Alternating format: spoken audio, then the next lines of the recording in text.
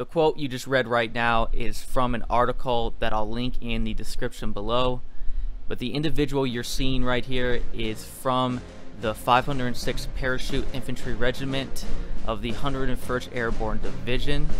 He was part of the 1st Demolition Section that was assigned to destroy targets behind enemy lines. The idea for the face paint was to honor his Native American heritage and to energize the men for the danger ahead. They were part of what was called the Filthy 13, which were described as having tremendous mission focus, but had blatant disregard for the aspects of military discipline that did not contribute to the mission.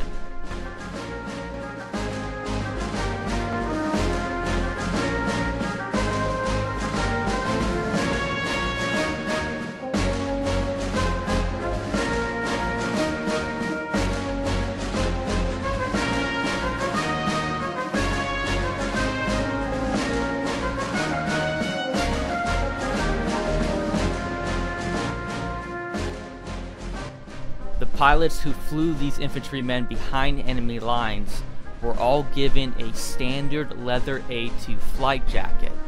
You can actually type in World War II bomber jacket art on Google Images and see the plethora of unique art on the back of these jackets. This was to express the pilot's individuality. However, you can find a common factor between all of them, which are the little bombs that are meant to tally how many missions the crew had actually flown.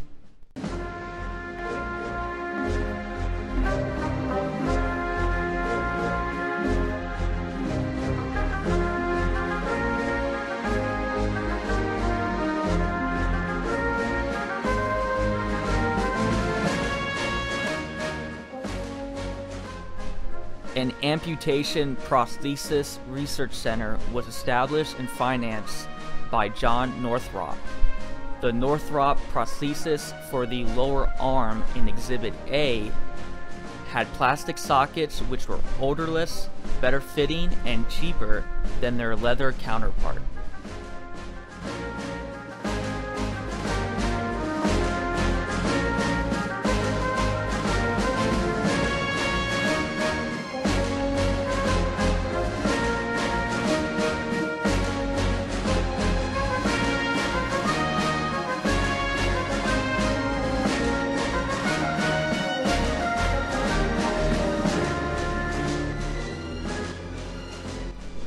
The blue face paint scene is what is called anti-flash cream, designed to protect a soldier's face from the intense heat of flames from petrol explosions.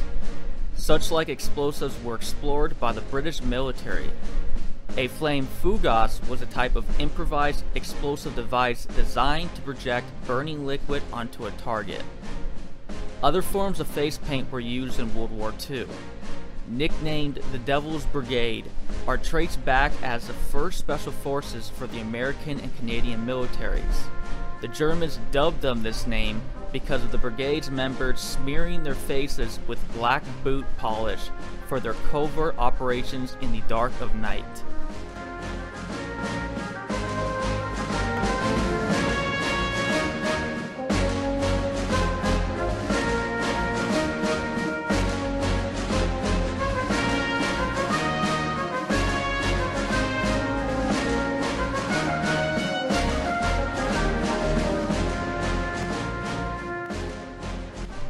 Although historically known as a man's war, women did contribute in various ways during World War II, everywhere from crewing AA guns to women pilots and even female snipers.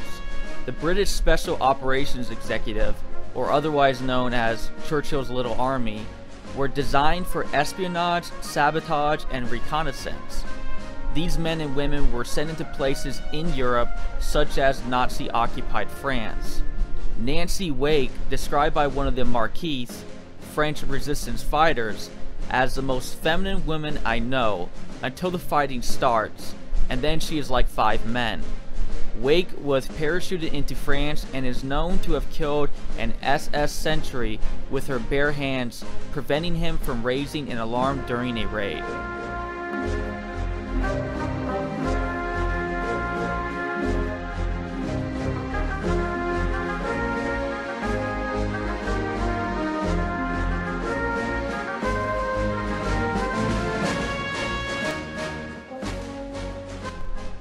John Malcolm Thorpe Fleming Churchill, also known as Mad Jack, was known to wield a sword while screaming on top of his lungs "Commando" as he charged German troops.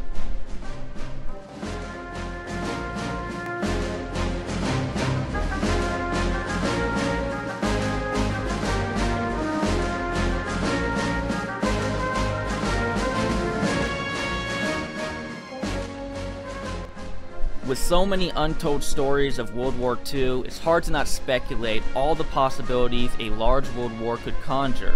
Without a doubt, many of these speculations are based more in fiction rather than reality. However, I still find myself asking, how many things do I accept as true are an accurate and clear representation of what once was?